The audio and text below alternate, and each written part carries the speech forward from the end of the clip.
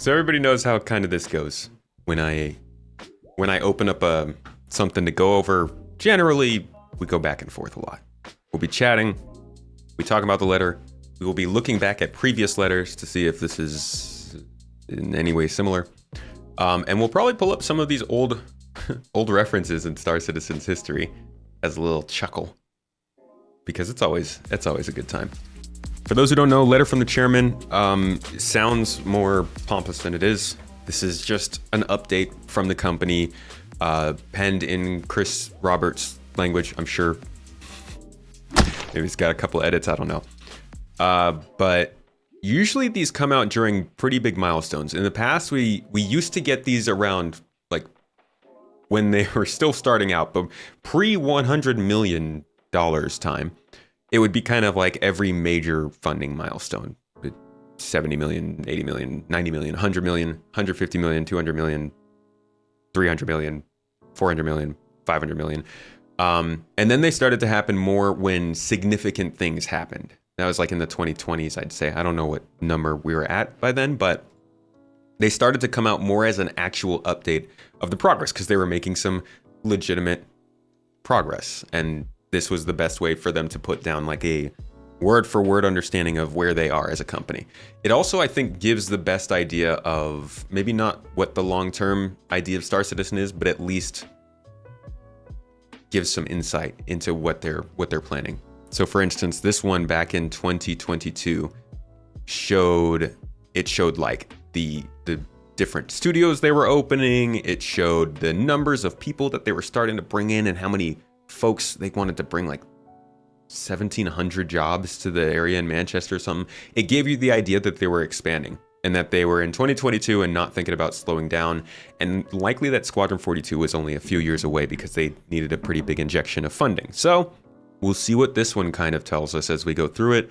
I know there are some hot spots in there for news, and we'll focus on that. 2023 marked the beginning of a transformative chapter for Cloud Imperium and both of our games.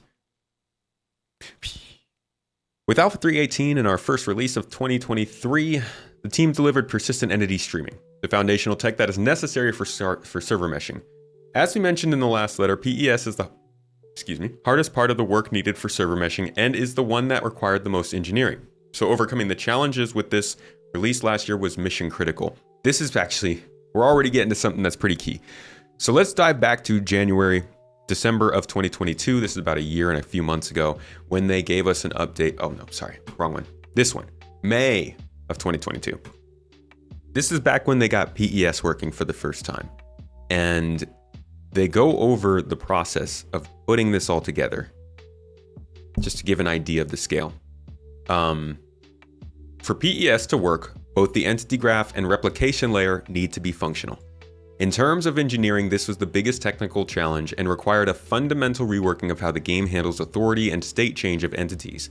In addition, a whole host of new online services were needed to support the replication layer and the entity graph.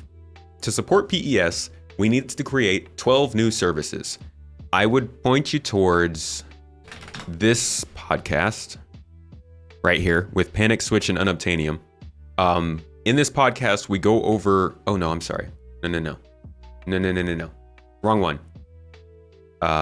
This one with Mr. Tibio and Kevin Riggle. Yeah, in this one, too many server meshing podcasts. In this one, we talked about how this is a set of microservices working together. I don't know this stuff, like don't come to me about the details if I'm wrong, but the way he said it was that this is something that is not uncommon in software, but doesn't happen as much with games.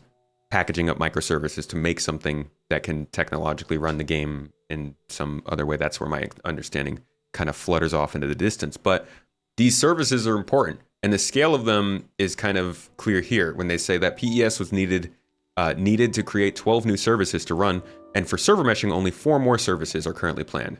So at least at that time, which could be outdated by now, they planned 16 services, and 3/4 of those services were needed for PES. Just kind of putting into perspective the importance of PES. And when you hear someone say, oh, remember when 3.18 came out and it broke everything and then nothing changed? That's not true. None of this that we're experiencing right now would be possible if they didn't get PES into the game. The fact that we don't notice PES right now means that they have, tweaked things around enough so that we don't, which is good. And hopefully they can continue to make it run better in the background. All right. So at the launch of Alpha 3.18 was far more challenging than we anticipated, and we discovered some issues with our backend database that only were visible at the scale we see on a live release as opposed to the persistent test universe. Outside of this, we uncovered a lot of little issues that come from a truly persistent universe. While it is amazing to come back across a wreck from a player combat a week ago, it is not fun to try and land at a hangar where the last 3 ships crashed and left debris laying around, blocking your landing pad. This is why we need missions for the SRV. You guys don't have to call that stuff out. Just make players pick it up. Come on, get us to work. We slowly worked through these issues and others, but it was challenging time both for the development team and the community as we gnashed our teeth. These obstacles not only tested our skills and determination, but also demonstrated our resilience as we overcame them. Beyond PES 2023 welcomed the long-awaited implementation of salvage, encompassing hull stripping, structural, component, and repair. Repair. Accompanied by relevant missions, traders reap the benefits of an overhauled, no pun intended, and physicalized cargo system, while players across the board enjoyed many new missions spanning both PvE and PvP. This physicalized cargo system, it's still kind of ongoing, but it's also one of those things that happened last year that is the reason we're getting all of this cargo career stuff going on this year. They're about to add new cargo missions and freight elevators and all that, and that's built on the back of that work that initially started with 3.18. And then there was a ship. They also really let's just throw a ship in there, huh? Our development journey reached a series of significant milestones last year, all of which took center stage at CitizenCon 2953. That is not an overstatement. A lot of different things happened at the same time over the last 2 years. I don't know if that was planned. I don't think it was planned. I think a lot of it kind of happened to happen because of Squadron 42's development. But there are things like engineering that just seemed to roll right into the timeline with everything else that I'm just like, wow, this is culminating into something quite big. Where were we? Our development journey reached a series of, we said that. The magnitude of this event for everyone at CIG cannot be overstated, especially considering it marked our first in-person CitizenCon in over 4 years. That's why we were there. Like, you couldn't miss it. We've been powered by all of your excitement since the very beginning of the journey, and we've missed the energy that comes from spending time together, sharing our mutual excitement about what we're building. That's something you can't really match putting your developers that are working hard all throughout the year in the middle of a bunch of people who are like rabid for their work. That's a huge morale boost, I think, for developers. It might be stressful, but I think that probably really helps quantify how much people care about the stuff that you're doing. I know that's what I realized. Here, obviously, we feel the love.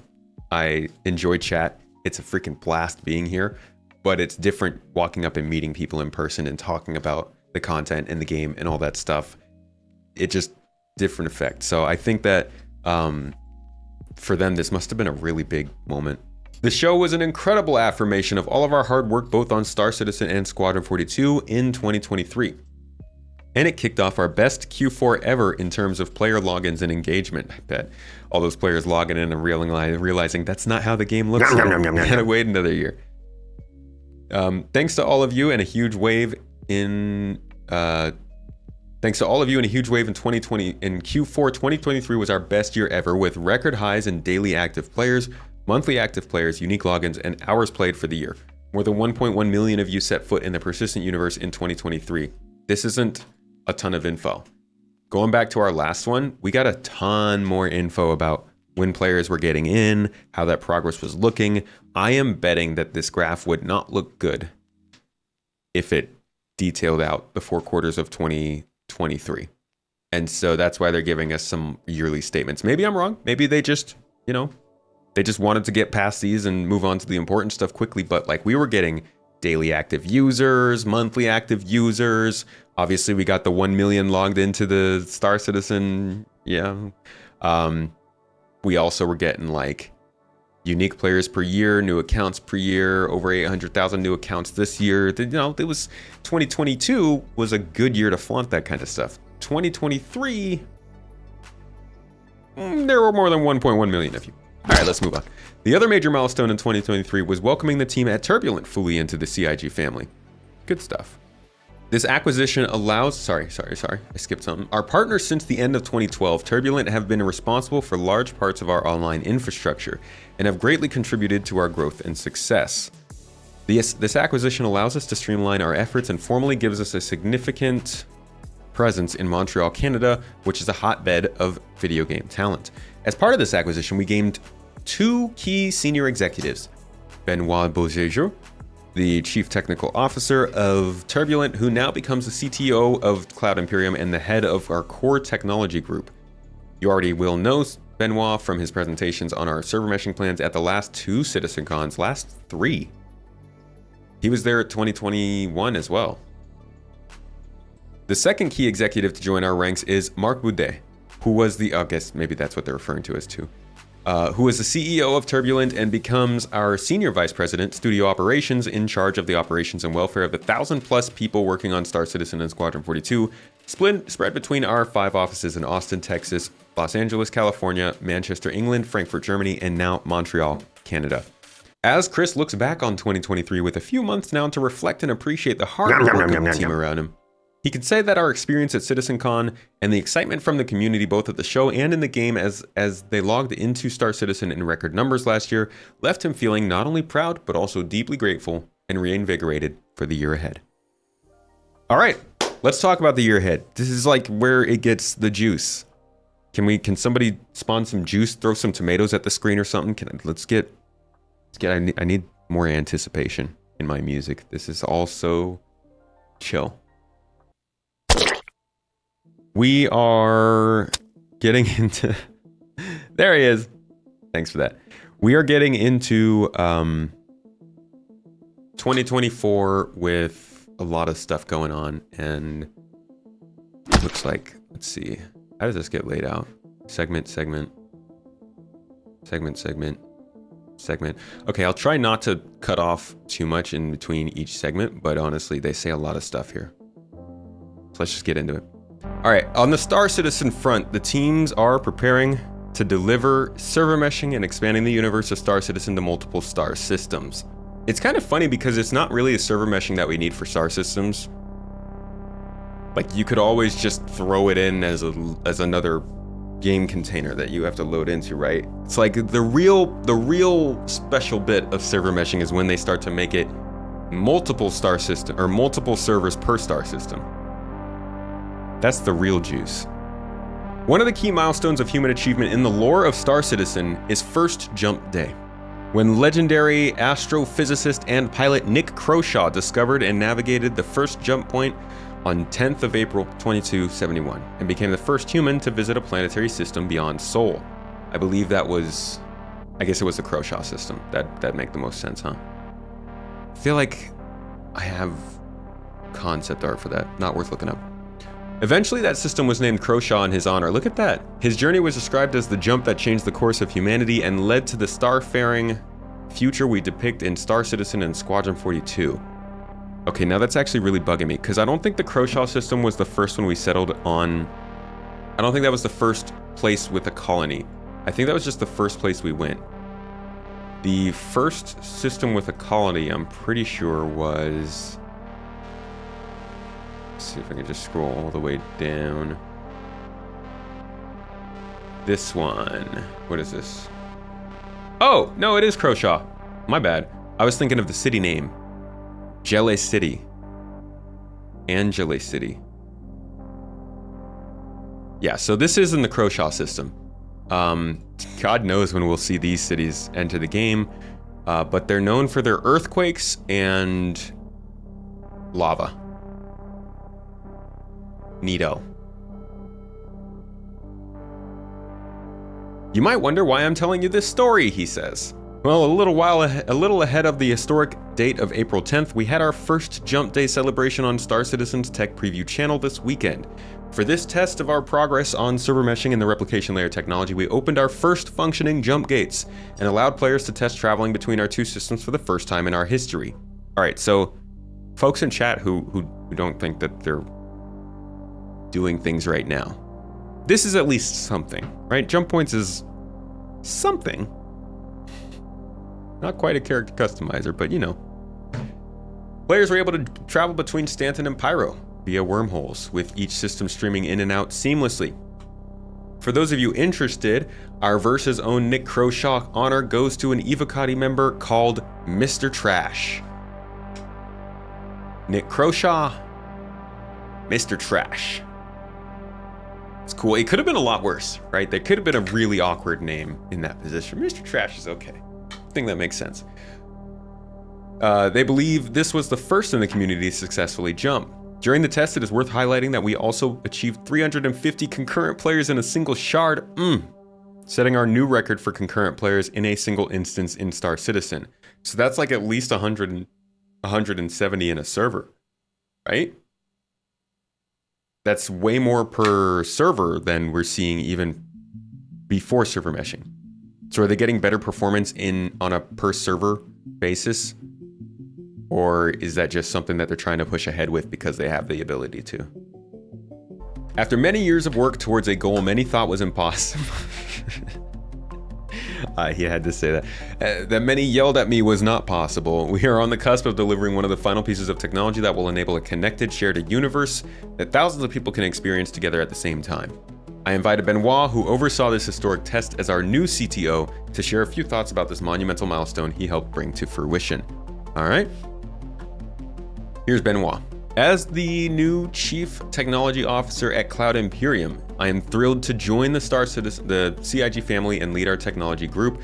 We're dedicated to pushing boundaries, and I'm honored to represent and care for this team of pioneers and trailblazers. One of my first initiatives as CTO was establishing the Technology Preview channel. It's a space where developers can fearlessly test large technology changes with players way before they go live, fostering the spirit of open development within our community. Now, I won't say that one person definitively makes a difference, all the difference in a company. I also won't say that Benoit was the only person who was responsible for the preview channel. But I think this does go to show how much the philosophy that somebody brings to a project can change the way the project looks from the outside. Benoit has always seemed like a good idea for somebody to bring on board with this. Again, I would just, people who are supporters, go watch the video about Turbulent. There have been a lot of signs throughout this whole time that like Benoit and Turbulent has been a really good idea for Star Citizen and for CIG. A lot of what they have done has helped push this game forward alongside a lot of the other devs who are currently working at CIG and were in the past. But man, they've just really, really happy to have Turbulent on board, and I hope that they can keep, stability, health, and a good development setting for people. So in 2024, our server meshing journey is hitting its stride after years of dedication. We're closing in on the original vision we set out to achieve. This journey started long ago with the introduction of streaming capabilities to Star Engine like client-side object container streaming, followed by server-side object container streaming, and progressing to persistent entity streaming to maintain the entire game world. Every step has been building towards our goal, to support MMO-level player populations in a high-fidelity game environment of large magnitude.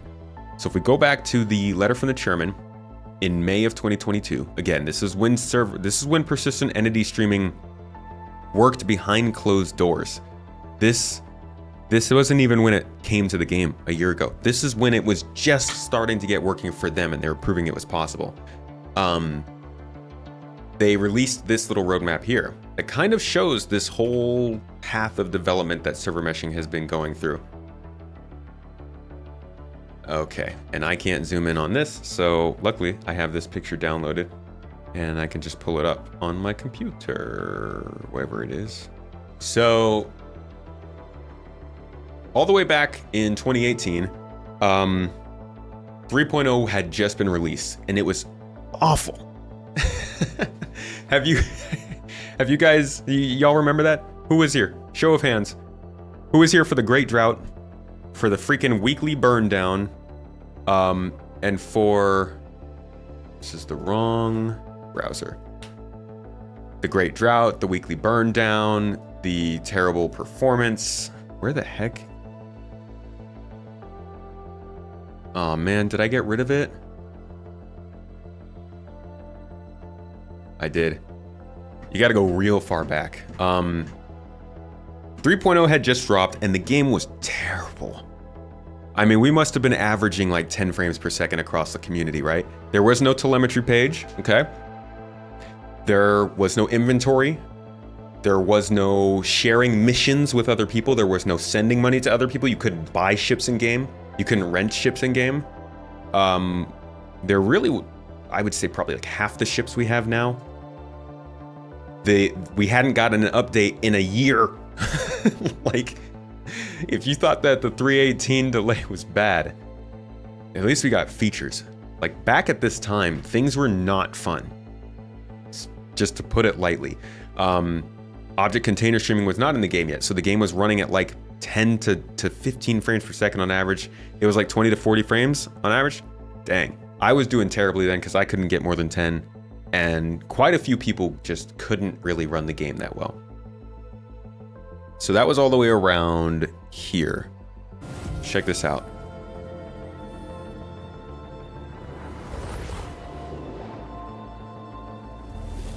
We didn't even have the freaking quarterly patch cycle. Listen to this. Listen to what the conversation was like back then. So pivoting back to Star Citizen, remember, we'll have a place for Squadron 42 questions on the Reverse the Verses that follow the Squadron 42 ATV specials. But one of the most common questions we're seeing, I've been seeing for a while, the Delta Patcher. The backers have been waiting for the Delta Patcher for a long time. The Delta Patcher, is what's going to prevent people from having to download every asset of the game every single time.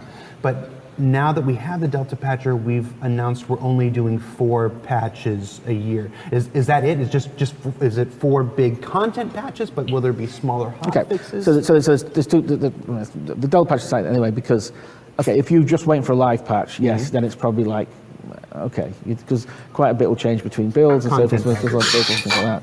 But if you're actually, like a lot of them, Evocati or people going to the PTU side, when you're downloading a new patch every day, it makes a massive difference, and so forth and things. And so if you're only downloading it 4 times a year, then it's probably not such a big deal, but it is. I tell you, the change was a massive deal in terms of for a lot of people doing that kind of stuff.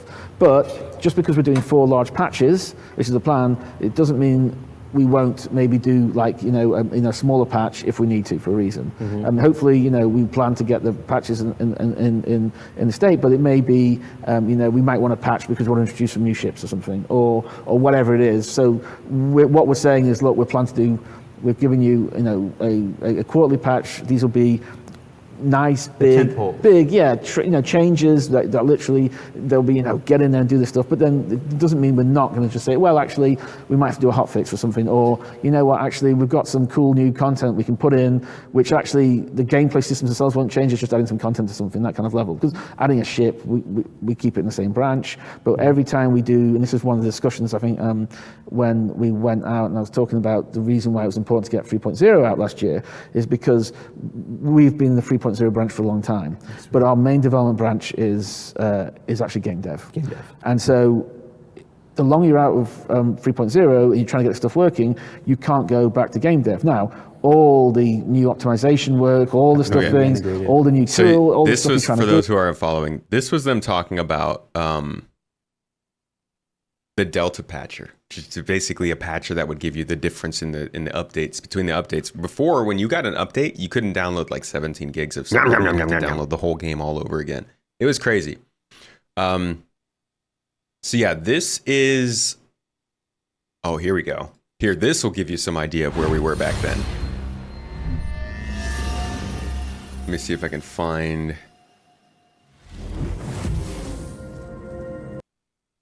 This was a, where the heck is it here? Let's see what they're saying here. The release of PTU. Yeah. So this was a crazy thing we had to do basically every week for almost a year because they were trying so hard to get this patch out 3.0 and we needed to get it and it was just not happening. This was a weekly update we had to get on where the bugs were and how close they were to updating the game. As you may recall, last week our production schedule showed we were at 179 remaining must-fix issues towards the release of PTU across all categories. I'm thrilled to say that the result of all the hard work by the team is that we've burned down enough issues to push 3.0 to PTU to start. You rock! You know that? Now from here, we'll be releasing updates to more and more PTU testers until we feel thorough improvements have been completed. Then 3.0 will be released live.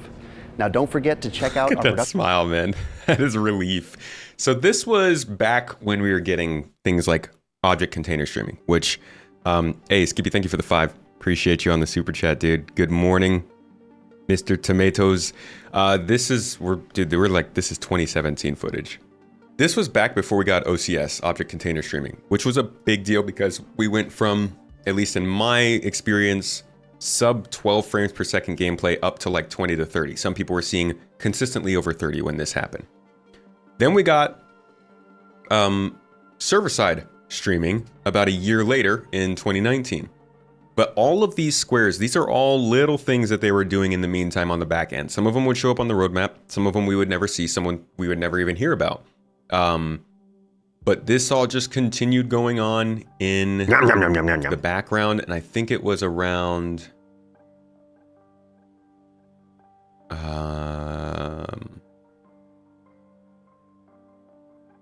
where was it? I don't know where. Somewhere in here, they got actual persistence working. So you couldn't actually keep your ships between updates. Every single update that came out would wipe all of your progress. That was before a lot of people were playing. A lot of people joined in after that change happened, but that was around the same time, around 2020 or so. Good timing for the pandemic. So you can see they were starting to do more testing and planning for server meshing before this. Can confirm they were doing R&D with server meshing back here. They had already acquired the patents and the knowledge that they needed to get it initially working. They just hadn't started to build it for Star Citizen specifically. This was still, I think, a lot of R&D stuff going on. But around 2020, 2021, you can see up here that they were starting to do more planning around server meshing and specifically the iCache and their whole database system. Keep on going through and you see a lot of different services being worked on until finally 2022, persistent entity streaming. And then a year later, they wanted at least, and 2 years later actually, server meshing. So it's been a long process. All that to say, it's been a long freaking process, yeah? And a lot of you have been around for that whole time. You know what it's been like. And I think it's hard to quantify that for people who haven't been watching this or maybe are hearing about this for the first time. They've been doing this for 12 years. Why are they just now doing this tech? Because it was 6 years of work. And when you're building a game engine, and don't forget, they're building a game engine, but also trying to keep the game playable. And not, they can't just sit back and only do game dev. They had to keep an actual playable universe going on. It takes 6 years. The main problem was just that they got started on it so late compared to, the project itself launching in 2012. We are gearing up to release the replication layer in 3.23, and this is a big deal. It's the foundation we build the mesh on. As a player, you should perceive this specifically when dealing with server crashes, 30Ks, as those will no longer cause immediate disconnection, but gracefully recover, allowing you to continue to play. Now, a lot of us know that server crashes don't equal 30Ks, but I got corrected on this so much when I said it in my video. 30Ks mean that there is a disconnection from the server. Doesn't necessarily mean the server crashes, but it's how it's just referred to, I think, most of the time. And this is also great news. The crash recovery stuff is good. If you want to learn more about that, just made a video on it last week. For developers, this milestone marks the true separation between the simulation and the replication, a humongous achievement for the game and for Star Engine. But hey, we're not hitting pause there. Oh, no. We're charging full steam ahead towards launching our first multi-server mesh in 4.0. For this, multiple servers work together to simulate parts of the universe. As a player, this will enable you to visit Pyro through the jump gate, where the jump tunnels transition seamlessly between game servers. Game shards will also host more players, so you should encounter more friends or foes along the way. This will mark a new beginning for our game architecture. In the coming weeks and months, get ready for more technical preview tests with various mesh configurations. Multiple game servers per solar system. Bruh. Oh my gosh. they're already talking about testing multiple game servers per solar system. Like, we aren't even getting basic server meshing yet, and they're getting ahead and starting to test the next version, which is going to help us so much more. It's not dynamic server meshing, but multiple servers per system will help a lot. They're also talking about seamless transitions without gates, so that would help in that instance. That's what we saw at CitizenCon and what Citizen Scott was talking about earlier. We're talking about layouts where servers are dedicated to entire planets and moons, others focusing solely on landing zones or other key locations with plenty of higher player count experiments.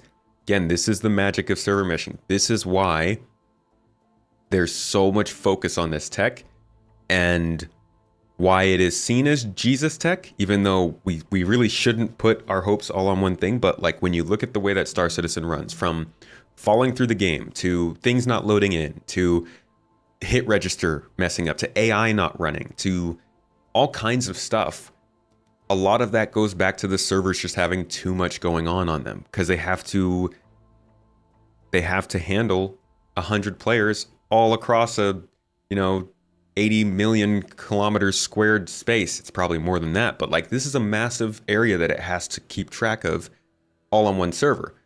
This idea of multiple game servers per system with seamless transitions, possibly dedicating servers to a single planet or even a single landing zone, that's what everyone's been asking for. Why does Siege of Orison run so terribly? Well, because there's not one single server to handle all of Orison. Why is the Daymar rally running so poorly on Daymar? Oh, well, maybe we could just get a server to run Daymar for a little bit so that it works better. Like, that could be huge for this game. That being said, dynamic server meshing will be a lot better, because when you have multiple servers running a star system, that's obviously much more expensive than one server. And if those servers can't resize themselves or shut themselves down when there's no player there, you're kind of running a server for no reason. So dynamic server meshing is the end goal that they probably want to try and skip on to pretty quickly. But this on its own looks amazing. Yeah, if we can get how many did he say? 350 people on 2 servers. That's 170 people in a server, right? What if one server could run one landing zone and you could have 170 people on a single landing zone? What if you could split Stanton into 12 different servers, all of them holding 100 people? Or more, 1,000 people per system, 2,000 people per system. Like, this is the question that we now are starting to face. How far can they scale this up now that they've actually got it working? Benoit said he's genuinely proud of his team. While we face challenges ahead, I'm filled with relentless optimism, knowing that amazing successes are waiting for us. I think he said that last year in one of his videos. 07 from Benoit. Thanks, Benoit. Appreciate you, dude. Keep it coming. As we set our sights on the year ahead, the team remains focused and committed to ushering the community into uncharted territories with the release of Pyro and Star Citizen Alpha 4.0. Oh my god, 4.0. I cannot stress how much this is an inflection point, as it will allow many more players to play together, but also to seamlessly travel to different star systems. All of this points towards 2024 being our biggest and best year yet in the universe of Star Citizen. But Star Citizen 4.0 is not our final destination. With that, I have more exciting news to share. As we revealed at CitizenCon, with Squadron 42 receiving the feature complete milestone, we are now able to bring features developed for Squadron 42 to the persistent universe at an accelerated rate.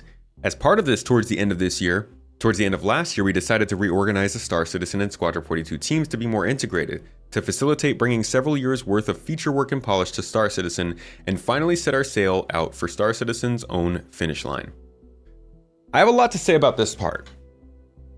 I think these 4 paragraphs say a lot. Let's start at the end and go backwards, yeah? So they're reorganizing their teams and bringing more features from Squadron over to Star Citizen. And they are coming from several years worth of feature work. So that tells me that they've been working on some of these things that we're just now seeing for a lot longer than it appeared. There are different ways to feel about that. Star Citizen is a game that has been completely funded by people who have essentially been driven forward by open communication. Open communication has been a really important part of this game, and an important part of it becoming a good game. You know, the pressure that backers have put on the game at times, I think, has been part of the catalyst of better communication, and maybe times when CIG has pulled back a bit. But several years of work being revealed to us now is a little bit different from open development. And that's,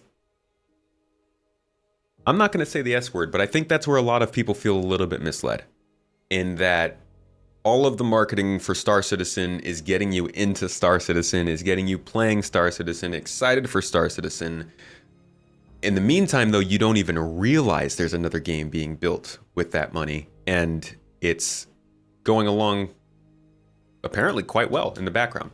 So Squadron 42 was developed as a more traditional game, and clearly that's made it a little bit more successful. maybe that is little bit telling about our own feedback and complications. But this does also mean that there could be a lot of other stuff that we don't know about. And I don't want to start conspiracies. Don't go quoting me and don't go out to other people's chat and start being like, Space Tomato said this. No. Okay. But if they are revealing all of this stuff to us without us really noticing, there are several other things they've talked about in the very distant past that have just disappeared that we haven't heard about. Talking about Terra. They have shown us armor concepts for Terran security. I'm pretty sure those armor concepts were used for something else, but it did show that they were at least working in that direction. That was, I think, about 4 years ago. The Aaron Halo Belt, which is a really, really big part of the Stanton system, actually, like, defining part of the Stanton system. It splits the system in half, essentially. That also has not really been talked about, but we know it got a lot of work on it. What else is there? Oh boy. I guess creatures is one of those things, but now we all kind of know that's coming up. There's just a lot of things that have been worked on in the back, and I don't think Star Systems would be so out of the realm of possibilities. At least Nyx, and maybe Terra or Castra. While we recognize that there is no definitive finish line in an online MMO, and that we will always be adding new features and content for many, many years to come, that's the whole there's never a release kind of thing. Star Citizen 1.0 is what we consider the features and content set to represent commercial release. This means that the game is welcoming to new players, stable, and polished with enough gameplay and content to engage players continuously. In other words, it is no longer alpha or early access. Much like we planned out Squadron 42's drive to feature complete and the upcoming content complete status, we spent significant time looking at what Star Citizen 1.0 means and what it would take to get there. Okay, Star Citizen 1.0 is kind of a big statement, but clearly I think they're trying to move out of alpha pretty quickly. It seems that they want to get out of alpha, I would guess by the end of next year, and then maybe spend like 8 months to a year in beta to wait until it's content complete. But they might be trying to get out of alpha earlier than that, maybe beginning of next year, because, you know, I honestly did not expect how quickly all these features were getting added. And again, I think that's because we just didn't know all of this stuff getting worked on. But the change of the mobiGlass with all of the UI, the mapping, and the FPS stuff, I think those are all really central systems that I didn't expect to see updated so quickly, and it makes me think that maybe they can get out of the alpha phase pretty fast. But man, what does 1.0 even mean? What's included in 1.0? The hard part of defining a 1.0 is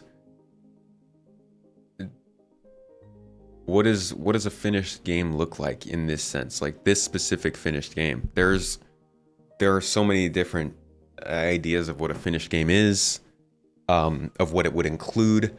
I mean, one place we could start is going back to the 2016 CitizenCon. 2017, I think, actually. So look at this. This is a pretty big tell of the kinds of things they want to be in. So we know that they want to have cargo transport, piracy, smuggling, mercenary, bounty hunting, and trading. So all of these professions will be very locked down, polished, probably have some voice acted missions, probably some narrative gameplay, and a lot of choices, reputation, factions, and different places you can do all of that in different systems.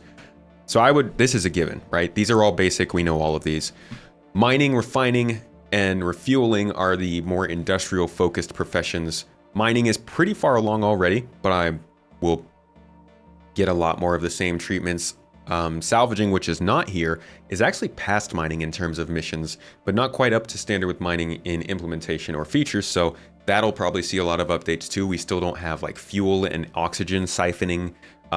We don't have all the abilities to salvage components, and data siphoning as well.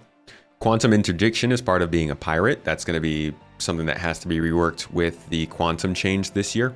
Refining and processing, again, that's just another profession. So all of these professions you're seeing here, these all have to have a ton of missions and a ton of supporting gameplay. That's the biggest part of 1.0 in my opinion. Locations come next, and ships obviously are in there too. Moving forward to the next one, there's salvage and repair also. Mercenaries getting new stuff, new ships, yada yada yada.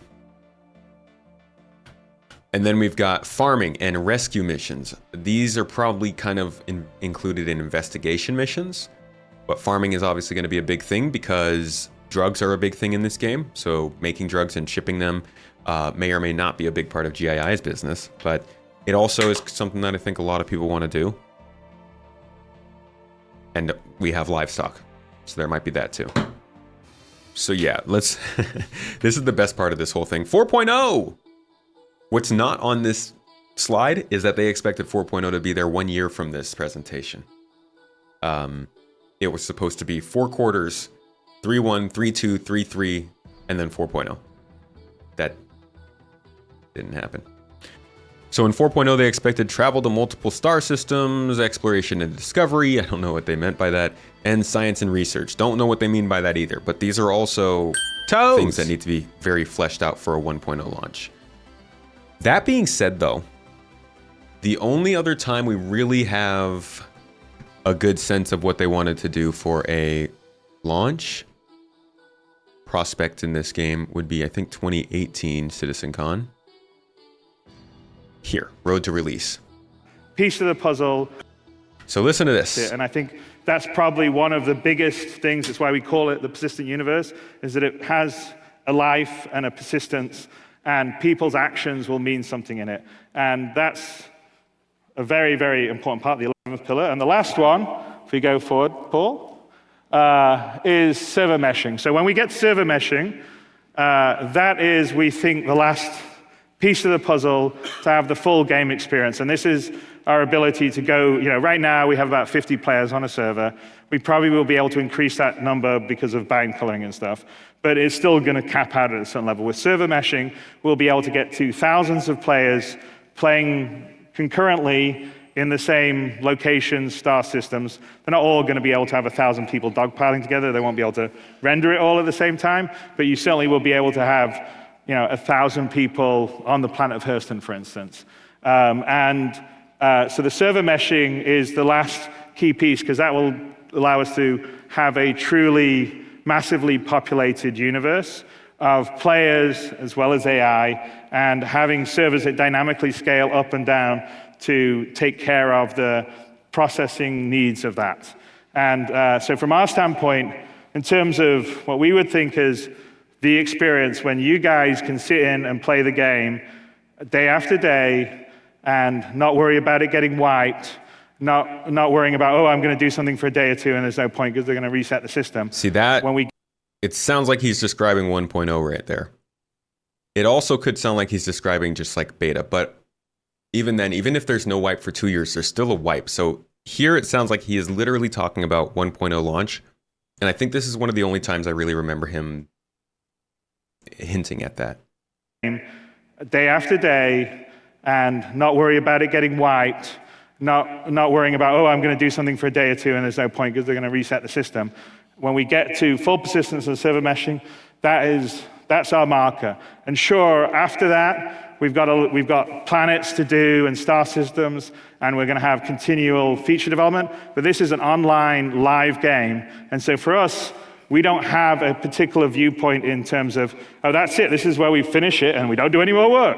It's like literally, we kind of view, as long as you guys want to live in this universe, every 3 months, we're giving you a build, and here you are, and here's a bit more, and here's a bit more, and here's a bit more. And when we get to the full persistence and server meshing, I think at that point, that's when we're not going to be resetting the servers. It's when it will be an ongoing, living, breathing game. So he's kind of muddling it a little bit there, but he is saying that like once persistence is here, right, with PES, and server meshing is here with server meshing, and they're working stably,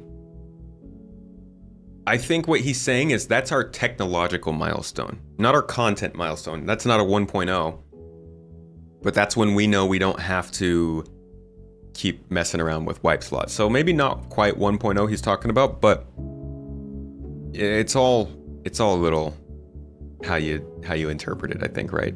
I'm sure you guys are hearing it a little bit differently than I am. Let's see if he says any more though. That, I'm not going to give you a date, but he gave many dates after that.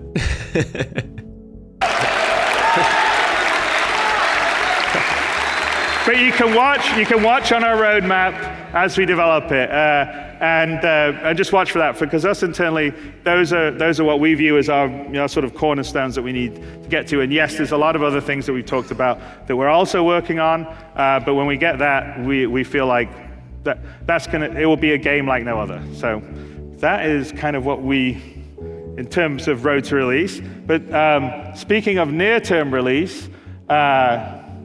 3.3, I think we're going to go wide to PTU. Back in the day, 3.3. So this is all been coming along. But yeah, that was what he was talking about back then in terms of like a release. And that's one way of maybe defining what a 1.0 might look like. But we could also go through the freaking progress tracker, which is massive and long and not really worth it for most people to go through. And you can look at some of the more in-depth features, some of the stuff that's in here, and it gives you an idea of what the game's supposed to look like. But there is a ton of stuff that's missing from here that I think is needed for a 1.0 launch. A lot of polish, a lot of things that we can even see right now that haven't been updated. And I'm wondering if this is kind of falling behind. Like what's going to happen with this? It almost feels like this is a little bit too much work to keep updated. Then again, of course, I know they're doing work on it. Like an update's going to come.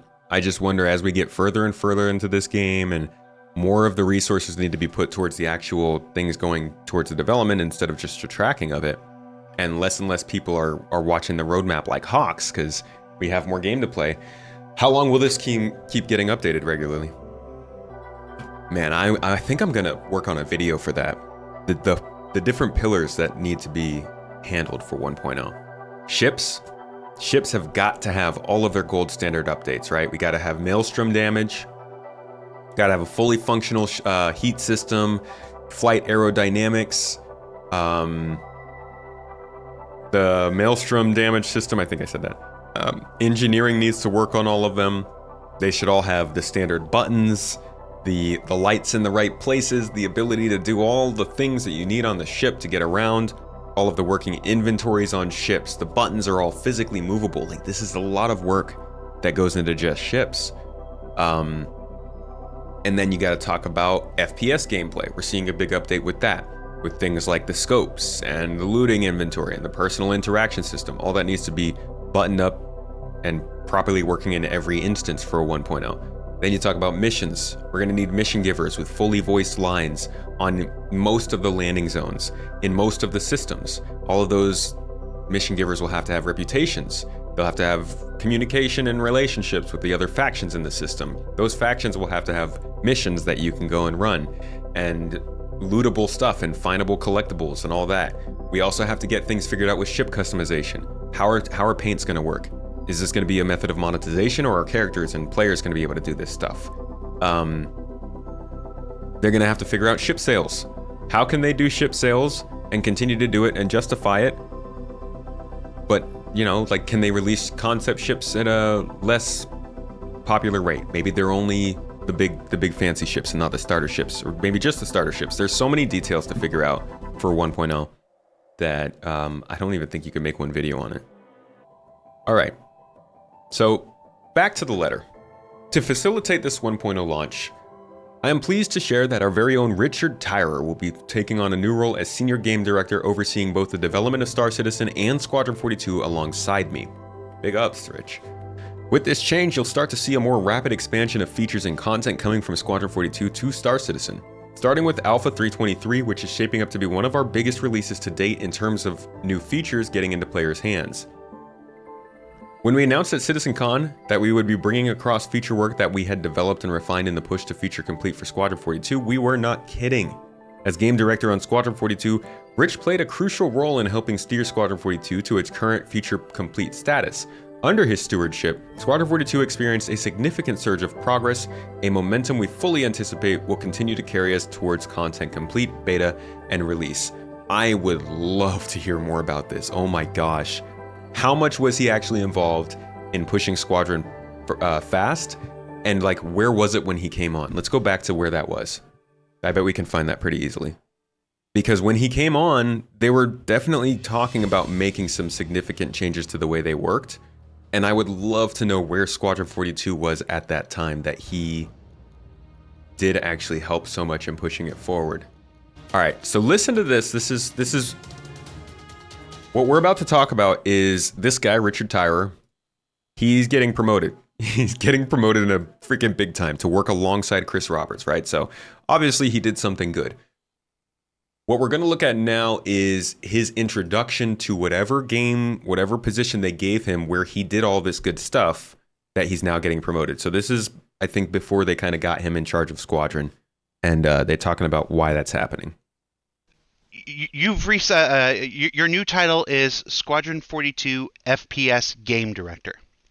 That is correct. And with that, you're going to be moving from the day-to-day activities of putting stuff into Star Citizen and moving towards a more Squadron 42 focus.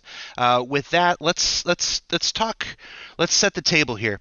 Let's talk about how your team and its work had previously straddled the line between Star Citizen and Squadron 42. So the first thing to note is that while my title has changed, my previous role of core gameplay director or core gameplay pillar director is still there. I'm still doing that. This is just in addition to that. So the way that we worked was that obviously the company or Cloud Imperium is set up into these pillars. And each of the pillars has representative teams that have areas of expertise on that pillar. So the core gameplay pillar essentially incorporates the actor feature team and the actor tech team, the weapon feature team, and the weapon content team. And it did used to incorporate Fire Sprite as well for Arena Commander. So those four teams, as you're probably well aware, are dedicated and focused around all of the character gameplay in Star Citizen, and some additionals, because we also have like a floating team on the pillar, which is like the core gameplay design team. Right. And that's like what you'd classify as like technical designers and system designers. And so some companies call them essentially game designers. But we're basically dedicated to making anything to do with the character, like the camera, actor status. But we also own things like physical damage, radar and scanning for both ships and the player. So the way that we worked is that I would always discuss it with Chris, what's the intention for a specific feature, whether that's inventory, healing, actor status, trolley push pull, you name it. Then I would then work with the teams to kind of bring those things to the PU. But the way that we designed the features is that we would sit down and discuss with kind of like the PU leadership. So Todd, Tony, Ian, those guys. And then also on the S42 side, where, you've got Nick Elms, you've got Brian Chambers, you've got Nate.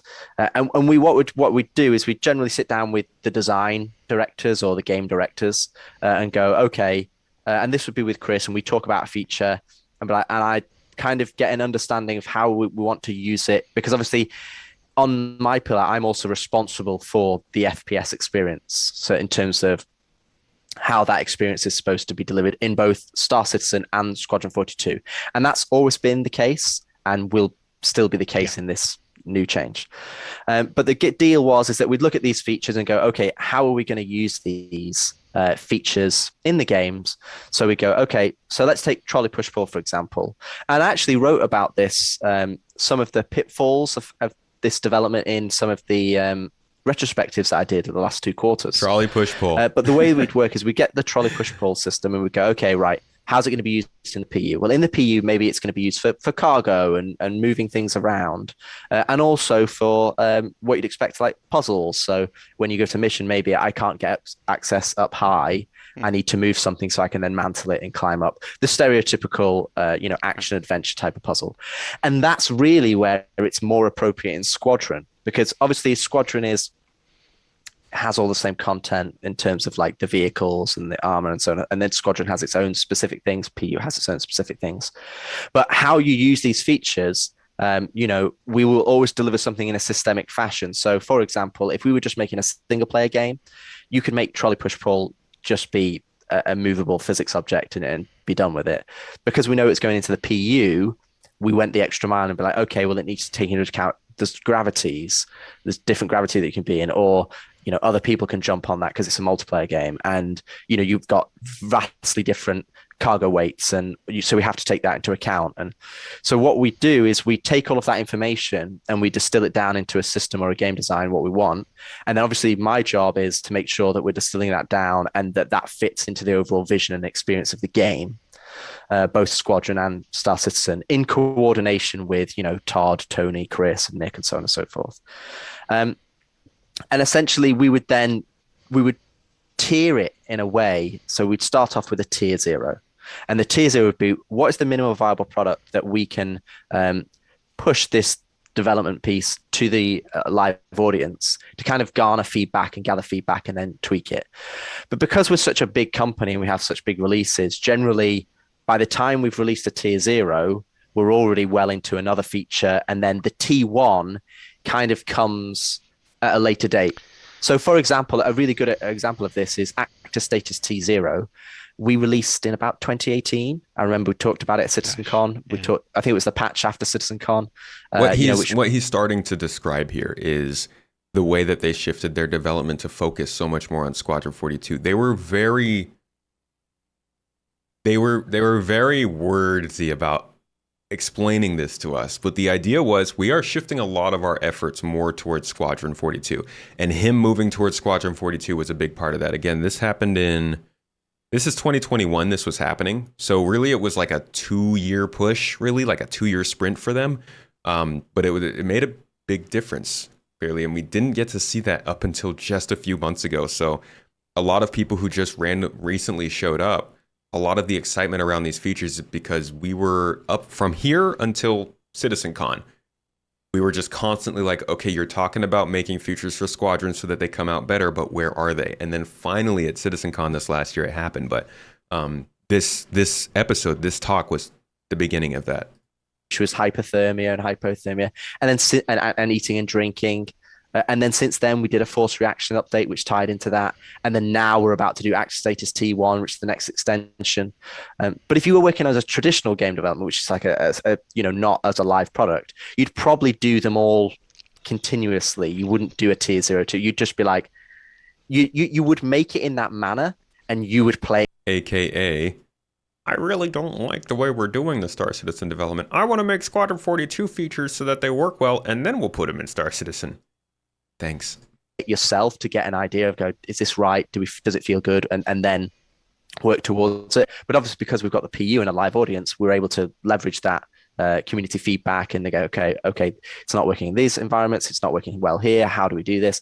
And generally, a lot of the time on the core gameplay pillar, and again, this is the double-edged sword, is that we release a lot of features into the PU when they're ready to be used, but they're not necessarily fully integrated into the gameplay experience. So, for example, melee combat or body dragging or trolleys, they're three really good ones that are fully functioning features.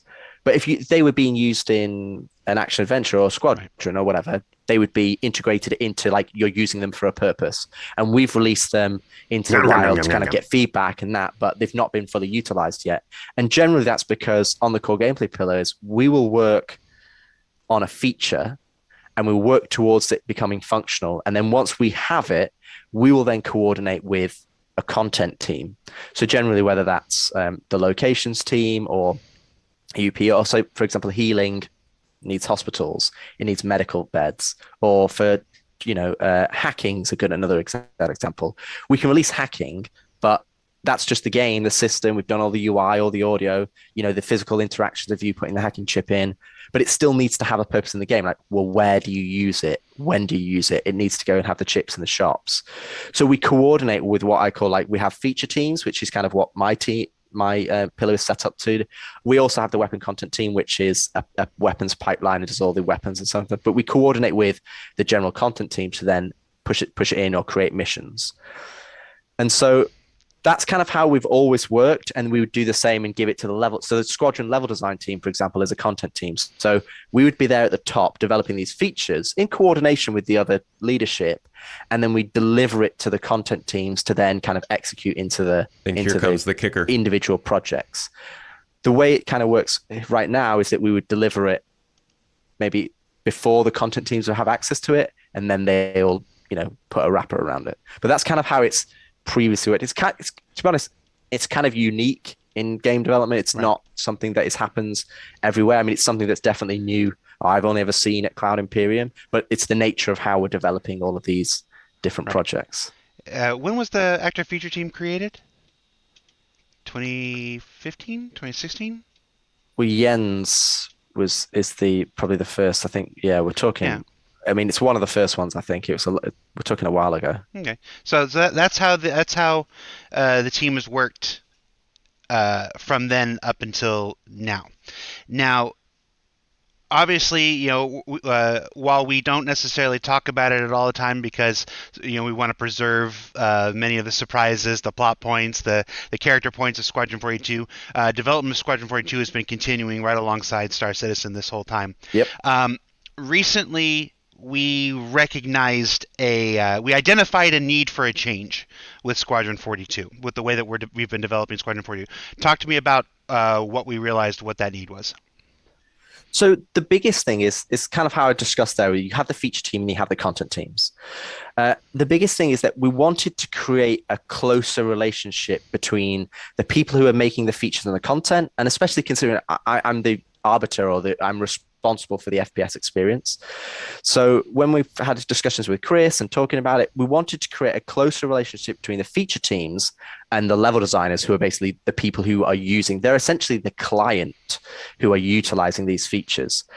And with Nick, who's the current creative director on Squadron 42, Nick Elms, we wanted, obviously Squadron's a big project, and because we've got such a kind of a good delineation between, like, the FPS and the vehicle side of things, there was two kind of things that we identified. One is that Nick could use some support so that he could kind of really focus on the flight side of things, which is where all of his experience has been, so that he can really hone down on that and really work with John on the vehicle pillar and that side of things and push that forward. And on the actor side was that we wanted a closer relationship between the technical designers and the systems designers, because the technical designers can help more on the technical side of things with implementing, like, AI and so on and so forth. So there was lots of these different individual reasons, like a closer relationship with AI in terms of the technical implementation with the engineers, with the level designers, and kind of bridging that gap, which is usually a traditional pipeline. It's just something that the way the pillars are set up, it kind of creates this two-step process.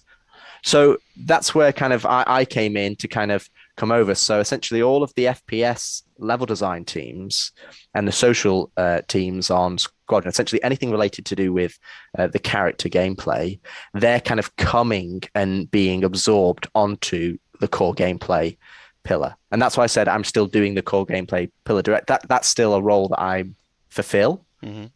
Yeah, it's a I big just have a detail. superseding role that kind of encompasses that plus the level design aspect. So that's So important note there is he handled the actor feature team, right? The core gameplay.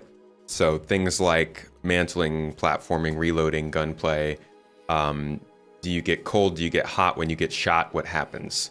How does your armor work? How does your interaction system work? How does your menu work? All of those things are like core gameplay, you know, it's in the monthly report section. That's what he was under. And that's why so much of the stuff that's coming from Squadron 42 seems to be focused on that core gameplay, as opposed to stuff that would more heavily affect Star Citizen, like, I don't know, exploration or cargo hauling. Those aren't the core gameplay Squadron 42 focused stuff, so we're not seeing those as polished right now. That's more of the stuff that'd be worked on in the coming years. But this really goes to show just how much of the focus went towards Squadron 42 for a couple of years, so that we could finally get to the point we're at right now, which is focus is coming back to Star Citizen. Most important part of all of this. That's where I'm coming on to help out on the game direction for the FPS side of things, and kind of skipping a beat, because what would happen is we go, okay, this is a feature that we want to introduce, like trolley push pull or whatever, or any of the weapons or armor or any of the other mechanics we want. And then there'll be a step of teaching that to the level designers and what they need to do. But now they're going to be part of that process, which is a more traditional way of doing it. Generally, you would sit down and you would work, the level designers and the system designers and the technical designers, they kind of work together alongside like the environment artists and the animators and so on. And they'd work together to create a thing. So for example, let's say I take body dragging. If we were going to make body dragging, generally what you do is you go, hey, we've got a level, it's a stealth level. We need to be able to hide the bodies so that, you know, other people don't see you. That's part of the mechanic. And we go, cool, we'll implement body dragging for that level and make it work. And so what we do is we're going to start doing that process. So we're going to start implementing these features within Squadron, but still taking into account the PU considerations, because that's still part of my responsibilities. And then they will go to the content teams, but it will hopefully they'll be more proven and more executed because we've already implemented them into actual real gameplay scenarios, rather than like test maps or testing out theories and so on and so forth. Okay. I mean, let me see if I can put this in Oh. a little context for some folks. While the Star Citizen universe is a sandbox, it's open, wide sandbox. Squadron 42 is, and this may seem obvious, but you know, for new people who have joined the project recently, maybe it's not. Is a very a directed experience. It's a streamlined experience. We're telling a specific story for a single player adventure, and a lot of that. And while it's at its heart, it's a space sim. There's a lot of outer space stuff. There is a significant amount of FPS gameplay in Squadron 42. Absolutely. I mean, to be honest, if you He's not wrong, but that's where that all comes from. All right, let's move. Let's listen to what actually Rich Tyers has to say about all this now. So that's kind of his story. That's where he's coming into this picture from for a lot of people, but he's been around for a little while. He started at CIG at 2019, and clearly he's done a lot since he's got there. So what he had to say was, firstly, I'd like to take this opportunity to say how great it is to be back working on Star Citizen. Some of you may already know me, but I was the core gameplay pillar director before I moved over to become the game director on Squadron 42 a few years back. That's what we just watched.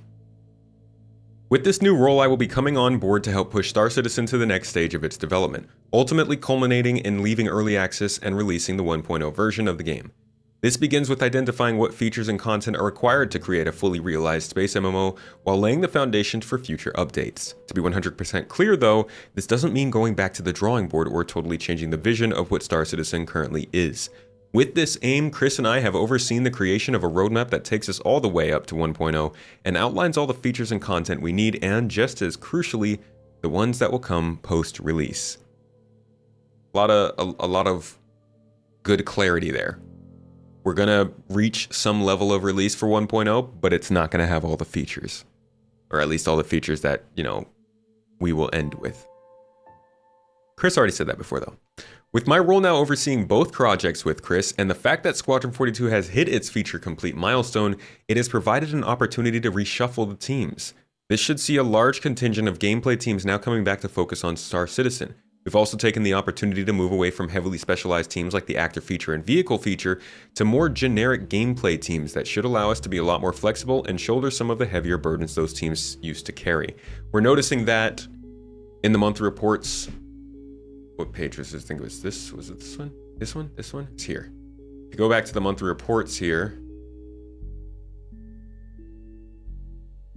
So here we have features arena commander, features mission. Usually there is a features gameplay team. Sometimes there's like different features teams, right? See if I can open up one more.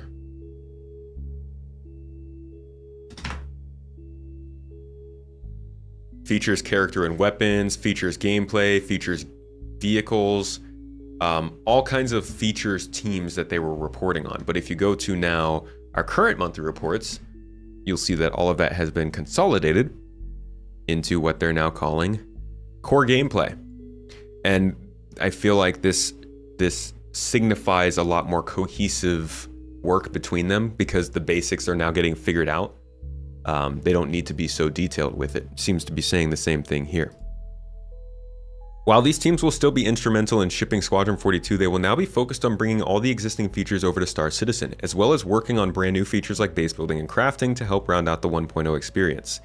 Can confirm base and crafting in 1.0, but also the way that he's talking about this, a large contingent of gameplay teams now are coming back over to SC. Like, how much of that has happened already? How much more of these teams need to move back over?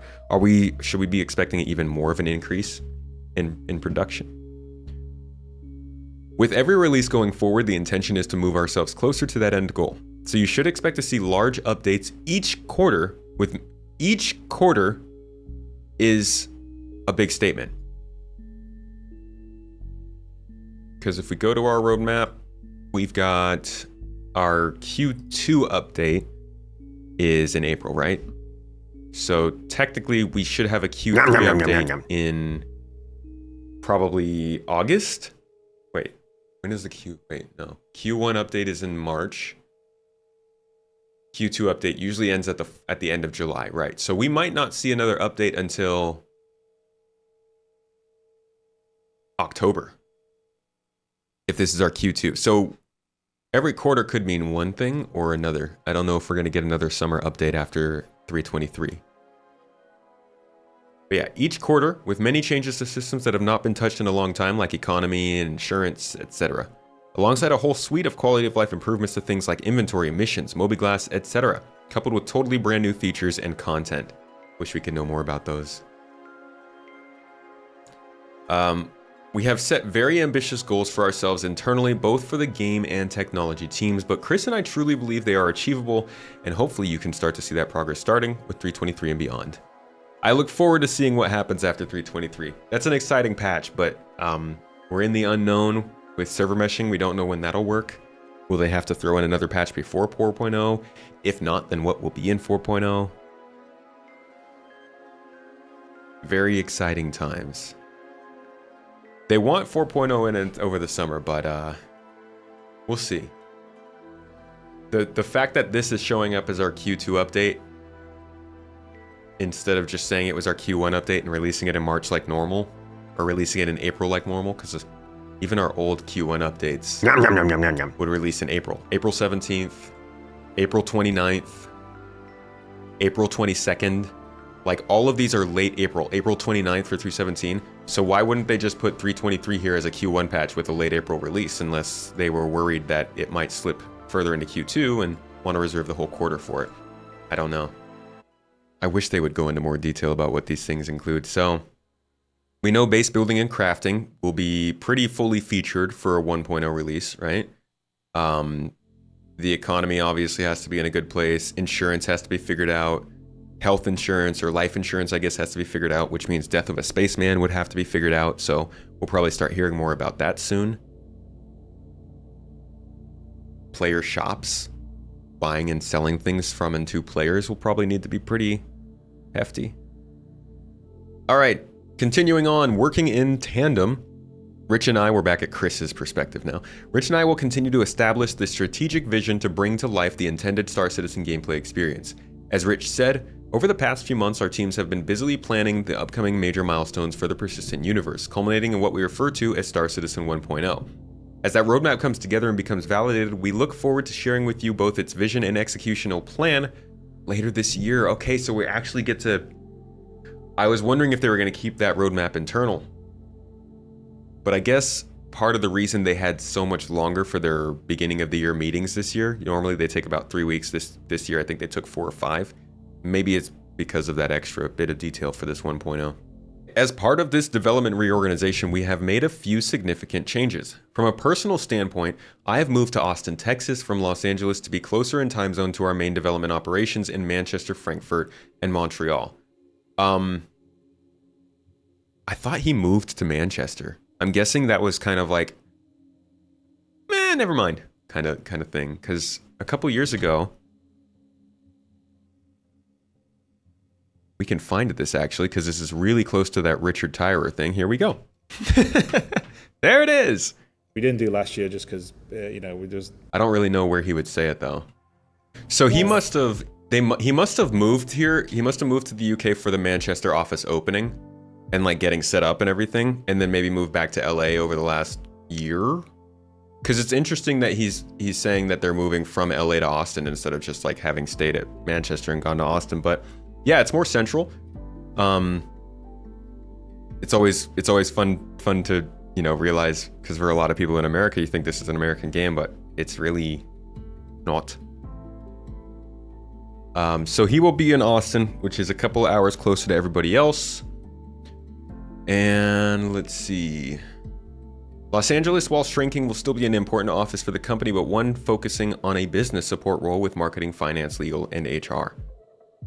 As part of this reorganization, we sadly waved goodbye to the Persistent Universe live director Todd Pappy, as he had moved back to the US from the UK last year for family reasons. So because most of the development's taking part in Manchester now, so like Todd Pappy had some family issues and had to move back. And after much soul searching, I determined that we cannot afford to have this role remote from the main team in Manchester for good portions of the year. It is a sad moment, as Todd worked diligently for the last 9 years on Star Citizen, making many important contributions and providing excellent leadership of his teams. I wish him the best of luck and look forward to seeing what he does next. It's sad, honestly. Todd's been a staple of the development. He's been on a lot of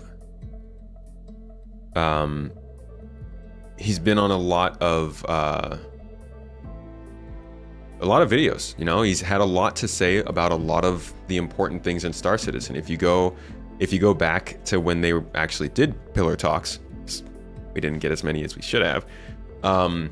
He's there for a lot of them. He's there alongside Chris Roberts, Richard Tyrer, Tony Z. Here he is right here, all about Alpha 3.9, and who's presenting it? Todd Pappy. So this guy was very central, and it's a bummer to see him go. I really do hope the best for him and his family. I hope that whatever problems it was that pulled him away for family reasons, they do get solved, but that you got to think that's pretty serious to move back across the world in such an important time. So I hope that works out for them, and I hope people leave him be, because yeah, people will want to come up with whatever reason for somebody leaving and try and get statements from them, and it's probably the last thing he wants if that's the case for why he left. I will miss the sunny skies and beaches of Los Angeles. Don't worry, Chris. You're gonna love I hear there's plenty of sunny skies in Austin. Sometimes too sunny, gets hot. But Star Citizen and Squadron 42 take precedence. The journey is longer and more difficult than I anticipated 11 and a half years ago. But the final destination is so much more exciting and fulfilling. I would have never in my dreams expected to have the opportunity to build something on the scale and ambition of Star Citizen. And because of this, feel incredibly blessed by all of your support, and I'm determined to finish strong. In a marathon, they say the last mile is the hardest, but to quote Roman Emperor Marcus Aurelius, what we do now echoes in eternity. I see. An eternal legacy. I am looking forward to you getting your hands on Star Citizen Alpha 3.23 soon, where you will finally be able to experience many features we have been hard at work on for the past couple of years, which will then lead into Invictus Week in May. There he is putting a date again on this. As a lead up to Invictus, we have prepared a series of missions to earn your UEE Civilian Defense Force stripes and potentially earn an incredibly powerful and unprecedented in-game upgrade if you complete all of them. So you are ready to face the new threat in a more personal manner. So they're definitely getting 323 out before Invictus, but I wonder if maybe it'll drop into May, and they won't do a 323.1 for the Invictus week, and they'll just go forward with 323. The driving force behind our success is our extended team, each and every one of you. Aww. Together we have built a community that not only plays a crucial role in our development, but also embodies our shared passion for the Star Citizen universe. It is you who has, this is our passion right here, we just obsess over these documents. Without your passion, your willingness to test, to be undeterred by bugs and crashes, to be vocal with your thoughts, and stamina for the long and windy road, there would be no Star Citizen or CIG. Do you need a tissue, Mrs. Tomato? So emotional. Oh, you're crying. Nerd. You were there for the iconic helmet flip and the opening of the hangar doors for the first time in Alpha 0.8. Together we explored the vast expanse of the persistent universe for the first time in Alpha 2.0. And you were on board for the inaugural planetary landing in Alpha 3.0. And soon we will be leaving the Stanton system as we venture into the lawless wastelands of Pyro System in 4.0, thanks to server meshing. And beyond this, Star Citizen 1.0 twinkles on the horizon. The future has never been so bright. And I couldn't be happier taking this journey with all of you. Yeah. All right. So we've gotten through the letter. Now we get to discuss all of our crazy ideas of what it means. I think it's, I don't think it's worth reading too much into, he says after taking 2 hours to read through it. It seems standard in its messaging. But if you go back to like 2022, when they were talking about this initially with the persistent entity streaming and everything, look at how many dates and like a release schedule they were trying to give. They were trying to just let people know what was happening. The goal will be that we get this into testing in 3.18 PTU. And then it will be live in Q3. And then server meshing will come around with 4.0 going to Evocati by the end of this year. And then into PTU in Q1 next year. Like, there's so many dates here and so much setting expectations more specifically than what we're seeing in this patch. I think in the last letter from the chairman, it's the end of 2022. Again, we have a road to 4.0 kind of update. Let's see, are there any dates here? See, he started to stop doing the dates so much here. Except for we are aiming to put static server meshing and pyro into the hands of players in the fourth quarter of 2023. Again, a date. I don't think he does that at all here. Except for we want this update out by Invictus week. I think that was really the main place that he gave expectations on time. Soon is all we got here, which is a classic. So yeah, it's very little promising time-wise. This is more about letting us know where they are, which is a lot of these other ones. These other letters have a lot of that kind of stuff. Here's how the year's gone, here's how our technology is going, but they always finish off with this sort of, here's what to look forward to, that throws your expectations out of whack. Yeah, they've been missing dates for sure. Missing dates. If you go to my stupid dumb channel where my stupid most viewed video is hey, it's me live. The most viewed video, I think it is Yeah, is my